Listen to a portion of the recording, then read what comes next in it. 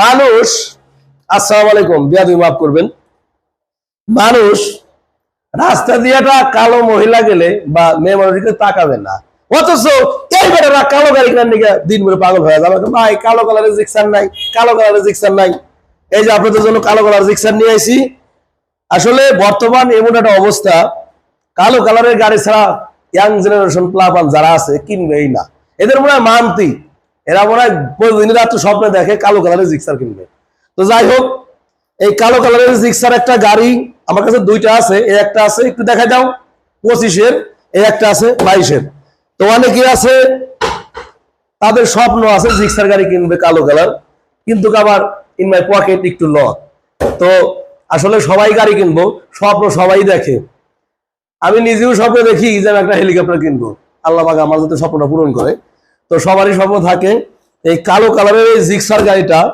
যাদের একটু বাজেট কম আছে, যে ভাই আমার একটু বাজেট কম, তা 22-এর মডেলের জিক্সার, শোরুম কাগজ, অবশ্যই নিজের জেলায় নাম্বার করা ভালো, যার যার নামে নাম্বার করা গাড়ি কিনলে আবার নিজের নামে নাম পরিবর্তন করতে টাকা লাগে 8-10 হাজার।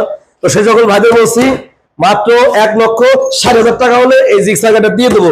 যদি বেশি হয়ে যায় দিবানে আরো 5,000 কমায় 1,55,000। আসেন, 22-এর মডেল, এই গাড়িটা খুবই সুন্দর আছে, একদম দেখে শুনে চালায় নেবেন, কোনো সমস্যা নাই। যার কাছ